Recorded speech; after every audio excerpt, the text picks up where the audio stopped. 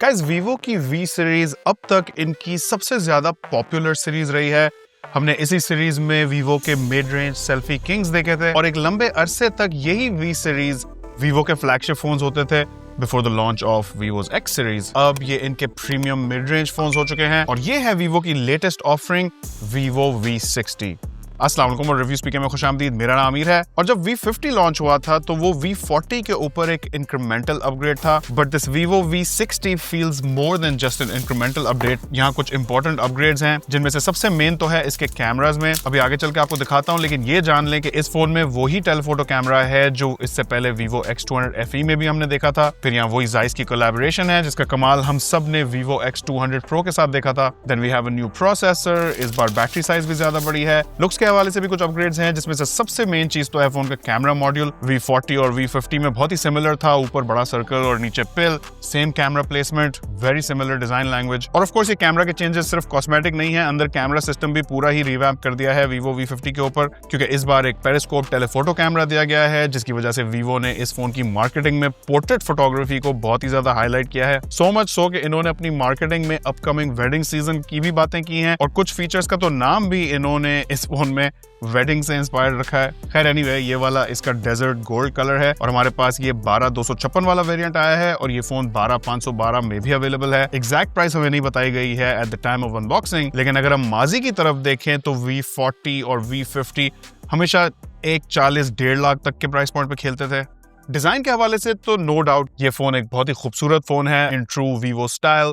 Vivo एक अरसे से बहुत ही खूबसूरत फोन बना रहे हैं। जहां पहले ग्लॉसी फिनिश थी वहां V60 की बैक पे मैट फिनिश दी गई है, लेकिन ये वो पाउडर टाइप की फील नहीं देती, ये स्मूथ मैट फिनिश है। इसका ये जो डेजर्ट गोल्ड कलर है ये पिक्चर्स में बहुत ही ज्यादा गोल्डन गोल्डन लगता है, असल में ये इतना गोल्ड नहीं है। इन रियलिटी में कहूंगा कि ये कुछ बेज टाइप का गोल्ड कलर है, बहुत ही लाइट गोल्ड है।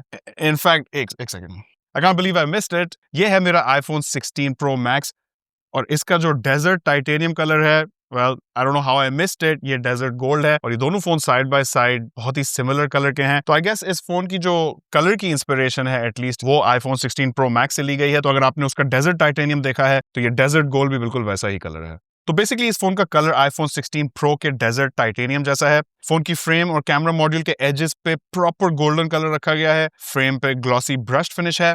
तो जहां तक बात है लुक्स की, आई लाइक इट। दिखने में तो ये बहुत ही खूबसूरत फोन है, लेकिन if golden is not the colour for you तो ये फोन मिस्ट ग्रे में भी अवेलेबल है। यहाँ सारी एजेस को कर्व रखा गया है एंड आई रियली लाइक कि यहाँ डिस्प्ले की एजेस को एक बहुत ही सटल सा कर्व दिया गया है। ऑल्दो डिस्प्ले खुद कर्व नहीं है तो यहाँ एक्सीडेंटल टचेस का भी कोई प्रॉब्लम नहीं है और आपको कर्व फोन का शशका भी मिल जाता है। लेकिन मेरे लिए जो इस फोन की सबसे इंप्रेसिव बात है वो है कि बड़ी बैटरी होने के बावजूद भी इसकी थिकनेस कमोबेश उतनी ही है जितनी लास्ट टाइम थी। ग्रे वाले की 7.53 मिलीमीटर्स और इस गोल्ड वाले की 7.65 मिलीमीटर्स। वजन में भी कोई ज्यादा फर्क नहीं है, यहाँ ग्रे वाला 192 ग्राम्स का है जबकि गोल्ड वाला 200 ग्राम्स का। इनफैक्ट 6500 मिलियन पावर बैटरीज वाले फोन्स में this is one of the slimmest phones right now. और इतनी बड़ी बैटरी के साथ ज्यादातर लोगों का तो 1.5 से 2 दिन का बैटरी बैकअप बहुत ही आराम से निकलेगा। मटेरियल्स की बात करें तो यहाँ फ्रेम प्लास्टिक की है, which is a bit of a bummer. इतने प्रीमियम फीलिंग फोन में मेटल की फ्रेम होनी चाहिए थी, लेकिन इस गोल्ड वाले में बैक ग्लास की दी गई है। ऑल्दो ये सादा ग्लास है, यहाँ कोई गोरिल्ला ग्लास की प्रोटेक्शन नहीं है। और ये बात भी जहन में रखें कि इसका ग्रे वाला वेरिएंट प्लास्टिक बैक के साथ आता है। आ जाए आगे वाली तरफ तो यहाँ स्कॉच सेंसेशन कोर ग्लास इस्तेमाल किया गया है for some added durability and protection. ये स्क्रैच रेजिस्टेंस में तो V50 से सिमिलर है, लेकिन यहाँ ड्रॉप रेजिस्टेंस बढ़ा दी गई है। इतनी बढ़ा दी है कि Vivo is calling this one of the most drop resistant glasses of the V series so far. Water resistance इस बार same as last time IP68, तो डुबकियों का सीन ऑन है। और IP69 तो इसे आप शावर भी दे सकते हैं या इसके साथ शावर ले सकते हैं, whatever you're into। अब आगे चल के मैं आपको इसके कैमरा सेटअप का तो बताता हूं, लेकिन उससे पहले बात कर लेते हैं इस फोन के डिस्प्ले की, which is almost the same as last time। कुछ माइनर अपग्रेड्स हैं, लेट्स सी कि आप अपग्रेड्स को स्पॉट कर सकेंगे या नहीं। तो 6.77 इंचेस का AMOLED डिस्प्ले है, रेजोल्यूशन 1080 by 2392 है जिसमें पिक्सल डेंसिटी 387 ppi बनती है विद 120 हर्ट्ज रिफ्रेश रेट, जिसे आप 60 हर्ट्ज और इवन 90 हर्ट्ज पे भी चला सकते हैं। Then we have HDR10+ support. Peak brightness यहाँ 5000 निट्स है और इस नए स्कॉच सेंसेशन कोर ग्लास से वीवो का दावा है कि ये V सीरीज का अब तक का सबसे ज्यादा ड्रॉप रेजिस्टेंट ग्लास है। एंड एज फार स्पेक्स गो ये डिस्प्ले एटलीस्ट मेरे सारे बॉक्सेस चेक करता है। अच्छा, नोट करें कि यहाँ ऑलवेज ऑन डिस्प्ले है, लेकिन ये चंद सेकंड्स के लिए ही आता है। ऑल्दो आप सेलेक्ट कर सकते हैं कि आप इसे रेस टू वेक करना चाह रहे हैं या मूवमेंट पे बेस करके। बेजल्स की बात करूं तो टू द एवरेज यूजर ये डिस्प्ले कुछ हद तक एक फ्लैगशिप जैसा डिस्प्ले महसूस हो सकता है। यहाँ बेजल्स पतले हैं, लेकिन टेक एंथुसियास्ट इसे देख के जरूर पहचान लेंगे कि ये एक अपर मिड रेंज का डिस्प्ले है। ओवरऑल मेरा ख्याल है कि इस डिस्प्ले पे मूवीज देखना, वीडियोस देखना और गेमिंग करना यूजर्स एंजॉय करेंगे। और फिर यहाँ मीडिया कंजम्पशन एक्सपीरियंस को कंप्लीट करने के लिए ड्यूल स्पीकर्स भी दिए गए हैं, जो कि यकीनन आपके मूवीज और वीडियोस देखने के एक्सपीरियंस को बहुत इंप्रूव करेंगे। यहाँ एक स्पीकर इधर नीचे वाली तरफ दिया गया है, जबकि दूसरा स्पीकर ईयरपीस में है। क्वालिटी मुझे इनकी ठीक लगी, ट्रेबल और बेस दोनों मुनासिब हैं। स्पीकर की बैलेंसिंग मुझे 60-40 टाइप की लगी, जहां बॉटम स्पीकर का वॉल्यूम थोड़ा सा ज्यादा है, बट ये हम तकरीबन सारे दूसरे फोन्स में देखते हैं। खैर, अब आगे बढ़ के हम बात करते हैं परफॉर्मेंस पे।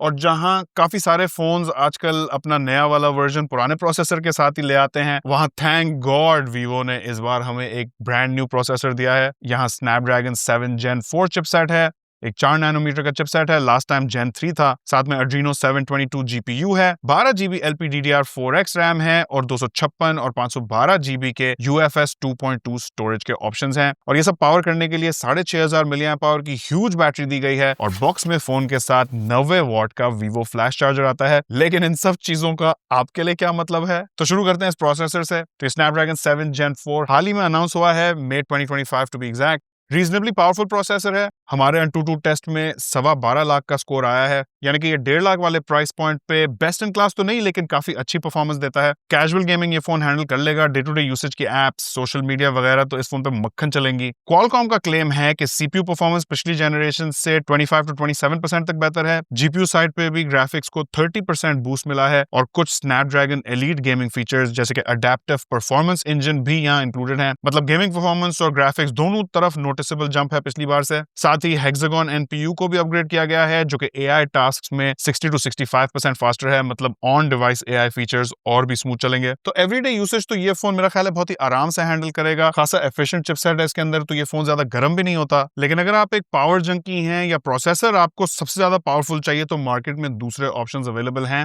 अच्छा, ये भी ध्यान में रखें कि यहाँ कोई एसडी कार्ड एक्सपेंशन नहीं है। इस फोन में सिर्फ 2 नैनो सिम्स लग सकते हैं। एंड कंसिडरिंग के कैमरा इस फोन का एक बहुत ही इंपॉर्टेंट फीचर है, तो वहाँ स्टोरेज भी थोड़ी इंपॉर्टेंट हो जाती है, खासकर फोटोग्राफी और वीडियोग्राफी के लिए। तो अगर आप बहुत ही हैवी यूसेज के लिए प्लान कर रहे हैं, तो मे बी आपको 512 GB वाला वेरिएंट कंसिडर करना चाहिए। और अगर आपका बहुत ज्यादा हैवी यूसेज नहीं होगा, तो फिर 256 GB मेजॉरिटी यूजर्स के लिए इनफ होता है। जहां तक बात है बैटरी लाइफ की, तो यहाँ कोई किस्म का इशू नहीं होना चाहिए।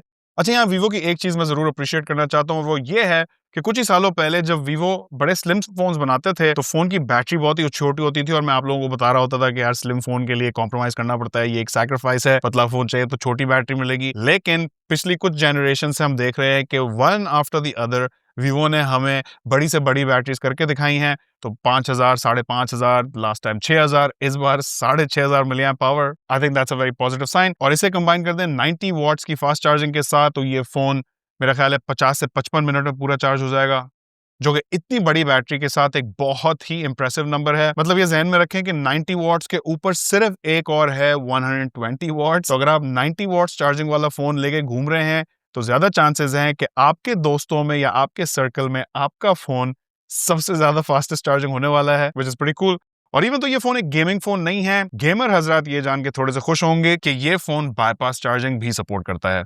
अब चलते हैं सॉफ्टवेयर की तरफ। और आउट ऑफ द बॉक्स हमें यहाँ एंड्रॉइड 15 मिलता है, जिसके ऊपर वीवो की अपनी फन टच OS 15 है। टेक्निकली ये एक कस्टम स्किन है, लेकिन इसकी ओवरऑल वाइब काफी क्लीन और मिनिमलिस्टिक है। वीवो पिछले कुछ सालों से इसे आहिस्ता आहिस्ता स्टॉक एंड्रॉइड के डायरेक्शन में पुश कर रहे थे, और अब भी ये स्टॉक एंड्रॉइड तो नहीं है, लेकिन एक्सपीरियंस बहुत हद तक क्लीन और क्लटर फ्री लगता है। यहाँ सर्कल टू सर्च तो है, जो कि अब आम हो चुका है, लेकिन गूगल जेमिनाई में कुछ नए फीचर्स डाले गए हैं, जैसे कि स्क्रीन कॉन्टेक्स्ट, जहां जेमिनाई आपकी स्क्रीन पे जो चल रहा है उस हिसाब से कॉन्टेक्चुअल हेल्प प्रोवाइड करता है। इमेज जनरेशन, जिसमें आप प्रॉम्प्ट लिखकर कस्टम इमेजेस जनरेट कर सकते हैं और उसे डायरेक्टली गूगल मैसेजेस या जीमेल में शेयर भी कर सकते हैं। फिर यहाँ कनेक्टेड एप्स हैं, जिनमें जेमिनाई एक साथ डिफरेंट एप्स के अंदर से इंफॉर्मेशन फेच करके इंस्टेंटली शेयर कर सकता है। जेमिनाई लाइव, जब आपको टाइपिंग के बजाय सीधा बात करनी हो, तो जेमिनाई लाइव ओपन करके डायरेक्टली वॉइस से इंटरेक्ट कर सकते हैं, और ये उर्दू में भी बातें कर सकता है। फिर यहाँ AI रिमूवर है, जिससे आप अनवांटेड ऑब्जेक्ट्स को सिलेक्ट करके फोटो से वैनिश करा सकते हैं। AI अपस्केल, जिससे आप लो रेज तस्वीरों का रेजोल्यूशन AI के जरिए एनहांस कर सकते हैं। और AI स्मार्ट कॉल असिस्टेंट जो कि कॉल के वक्त AI कॉल ट्रांसलेशन और AI इंटेलिजेंट समरी भी देता है। ओवरऑल काफी पावरफुल और मॉडर्न किस्म का सॉफ्टवेयर एक्सपीरियंस है। और बाय द वे, जो भाई हमेशा कॉल रिकॉर्डिंग ढूंढते हैं तो भैया यहाँ मौजूद है, और ये वो शरीफाना वर्जन नहीं है जो पहले अनाउंस करता है कि कॉल रिकॉर्ड हो रही है। ये वो खुफिया वाला है जो कि वाजिद को बहुत पसंद है। अपडेट्स की बात करें तो एज पर वीवो इस डिवाइस को 4 साल के एंड्रॉइड OS अपग्रेड्स और 6 साल के सिक्योरिटी पैचेस मिलते रहेंगे। खैर, अब चलते हैं इस फोन के हैंड्स डाउन सबसे डिफाइनिंग फीचर पे, और वो है कैमरास। वीवो और जाइस की कोलैबोरेशन हमने X200 Pro में भी देखी थी, और उस फोन ने तो लिटरली तबाही मचा दी थी। और यहाँ भी कुछ X200 सीरीज का कैमरा मसाला मौजूद है। फोन के बैक पे ट्रिपल कैमरा सेटअप है जिसमें 50 मेगापिक्सल का ऑप्टिकली स्टेबलाइज्ड मेन कैमरा है। इसमें सोनी का IMX766 सेंसर लगाया है जो कि हम इससे पहले भी बहुत सारे मिड रेंज फोन्स में देख चुके हैं। काफी डिसेंट किस्म के शॉट्स लेता है। नेचुरल डेप्थ ऑफ फील्ड है। ये फोटोज नॉर्मल मोड में ली गई हैं, पोर्ट्रेट मोड में नहीं है, लेकिन फिर भी बैकग्राउंड ब्लर बहुत ही स्मूथ है thanks to the f1.88 aperture and decent sensor size. आधे इंच से भी बड़ा सेंसर है यहाँ पे। और फिर जाइस की प्रोसेसिंग इमेजेस को सिनेमैटिक टाइप का टच देती है। कैमरा ऐप में हमारे पास जाइस के काफी सारे कलर प्रोफाइल्स मौजूद हैं। मुझे पर्सनली जाइस नेचुरल सबसे ज्यादा पसंद आता है, लेकिन यहाँ जाइस विविड भी है जो कि कलर्स को थोड़ा पंची कर देता है। काफी सारे दूसरे पिक्चर प्रोफाइल्स भी मौजूद हैं। कैमरा स्विचिंग भी है काफी स्मूथ है। ट्रांजिशंस और कलर कंसिस्टेंसी दोनों मेंटेन रहती हैं। और ये चीज हम नॉर्मली फ्लैगशिप फोन्स में देखते हैं, तो एक प्रीमियम मिड रेंज फोन में जब होती हैं तो काफी इंप्रेसिव लगती हैं। अब आ जाओ टेलीफोटो कैमरा पे, and this is the special one here. 50 megapixel का optically stabilized periscope telephoto camera है विद 3x ऑप्टिकल जूम। इसमें सोनी का IMX882 सेंसर है, almost half inch sensor size है। और ये वाला इससे पहले भी हम प्रीमियम मिड रेंज और फ्लैगशिप किलर टाइप के फोन्स में देख चुके हैं। अच्छा, अब वीवो वाले इस पर्टिकुलर कैमरा को वेडिंग सीजन के लिए बहुत पुश कर रहे हैं, क्योंकि टेलीफोटो कैमरा से पोर्ट्रेट फोटोग्राफी बहुत अच्छी हो जाती है। आपका चेहरा ज्यादा प्लीजिंग लगता है और डेप्थ ऑफ फील्ड भी नेचुरली क्रिएट होती है।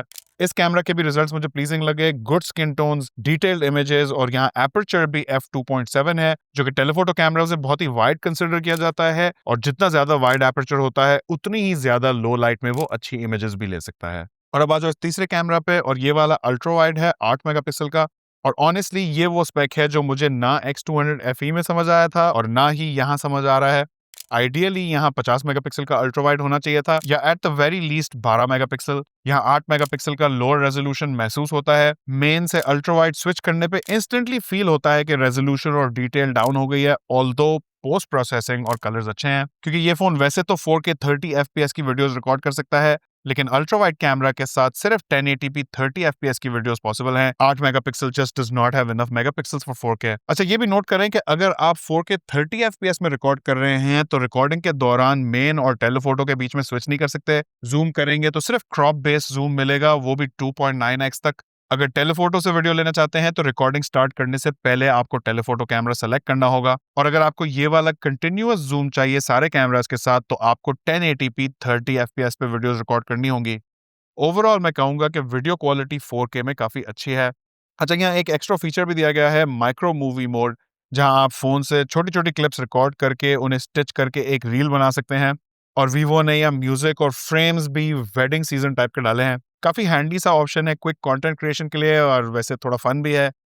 मुझे फोटोज के लिए तो Vivo V60 का ये कैमरा सिस्टम बहुत ही स्ट्रॉन्ग लगा है। वीडियोस के लिए भी काफी डिसेंट है, खासकर मिड रेंज प्राइस पॉइंट के हिसाब से। ऑब्वियसली ये वो X200 वाला लेवल तो नहीं है, लेकिन उस फोन की कीमत भी ज्यादा थी।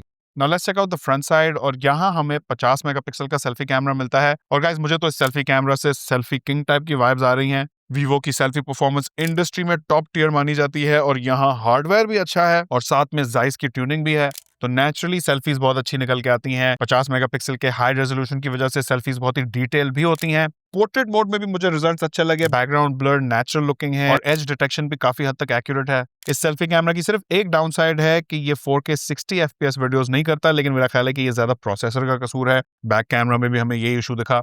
बैक कैमरा की तरह ये सेल्फी कैमरा भी 4K 30 FPS पे मैक्स आउट हो जाता है, जो कि ऑनेस्टली मेरे लिए इनफ है। मैं अपनी तकरीबन सारी वीडियोस 30 FPS में ही रिकॉर्ड करता हूँ, लेकिन काफी लोगों के लिए 60 FPS इंपॉर्टेंट होता है। फिर भी 4K सेल्फी वीडियो की क्वालिटी मुझे डिसेंट लगी। अगर आप सेल्फी वीडियोस के लिए फोन ढूंढ रहे हैं और 60 FPS आपके लिए इंपॉर्टेंट नहीं है, तो Vivo V60 को जरूर कंसिडर करें। अच्छा, ये बात नोट करें कि फ्रंट और बैक दोनों में ये फिल्म कैमरा मोड है, जो कि फिल्म जैसा लुक देता है, और पिक्चर लेते वक्त ये पोलरॉइड की एनिमेशन दिखाता है, as if the picture was taken from a Polaroid camera. तो गाइस Vivo V60 के कैमरा सिस्टम के साथ मेरा ओवरऑल फर्स्ट इंप्रेशन है कि ये एक स्ट्रॉन्ग कैमरा सिस्टम है फोटोज और वीडियोस दोनों के लिए, खासकर premium mid range price points को देखते हुए। ऑब्वियसली ये वो X200 वाला लेवल तो नहीं है, लेकिन उस फोन की कीमत भी इससे ज्यादा थी। आई थिंक अपने प्राइस पॉइंट पे Vivo V60 will be one of the best cameras you can find out there. अब अगर ये Vivo V60 1.5 लाख के प्राइस पॉइंट पे लॉन्च होता है तो ये यकीनन काफी कंपैरेटिव प्राइस पॉइंट है, लेकिन फिर भी मुझे Vivo V60 पसंद आया है। सिर्फ 2-3 छोटी-छोटी चीजें हैं जो मुझे नहीं समझ में आई, लेकिन ओवरऑल ये फोन अच्छा है। यहाँ battery size best in class है, यानी कि इस प्राइस पॉइंट पर आपको इससे बड़ी बैटरी मुझे नहीं लगता मिलेगी। 90 वॉट्स की चार्जिंग भी ऑलमोस्ट बेस्ट इन क्लास है। प्रोसेसर इस प्राइस पॉइंट के हिसाब से बेस्ट इन क्लास तो नहीं कहूंगा, लेकिन 12.25 लाख का ANTUTU स्कोर अच्छा है। डिस्प्ले भी इस प्राइस पॉइंट के हिसाब से डिसेंट है। अगर LTPO होता या अल्ट्रासोनिक फिंगरप्रिंट सेंसर होता तो बेस्ट इन क्लास हो जाता। बिल्ड एंड डिजाइन के हवाले से I love the way it looks. इसकी बैक, इसका ये आईफोन जैसी कलर स्कीम, ऑल्दो बैक पे गोरिल्ला ग्लास विक्टस होता और मेटल की फ्रेम होती तो क्या ही बात होती, लेकिन आगे स्कॉट सेंसेशन कोर ग्लास और IP68 और 69 वाटर रेजिस्टेंस और इतनी बड़ी बैटरी के साथ इतना स्लिम होना, ये चीजें मैं जरूर अप्रिशिएट करता हूँ इसके डिजाइन के। कैमरा के हवाले से मुझे 8 मेगापिक्सल का अल्ट्रा वाइड कैमरा किसी भी प्रीमियम फोन में हजम नहीं होता, क्योंकि 4K वीडियोस नहीं ले सकते उससे, और यहाँ 4K 60 वीडियोस भी नहीं है। लेकिन जो चीजें ये कैमरा करता है वो बहुत अच्छी करता है। मेरा ख्याल है Vivo की Zeiss के साथ कोलैबोरेशन एक विनिंग मूव है। X200 FE और X200 Pro के बाद इस Vivo V60 के कैमरास ने भी मुझे बहुत ही इंप्रेस किया है, और सेल्फी कैमरा भी मुझे पसंद आया। तो बेसिकली मुझे लगता है कि ये एक ऑलराउंडर टाइप का फोन है। अब देखना यह है कि आप लोगों को कैसा लगा। अपनी राय नीचे कमेंट्स में जरूर शेयर कीजिएगा। चैनल पे नए हैं तो हमें सब्सक्राइब और फॉलो करें। वीडियो पसंद आई हो तो इसे लाइक और अपने दोस्तों के साथ शेयर करें ताकि हम ग्रो कर सकें। आखिर तक देखने का बहुत शुक्रिया। इंशाल्लाह आपसे मुलाकात होगी अगली वीडियो में। अल्लाह हाफिज।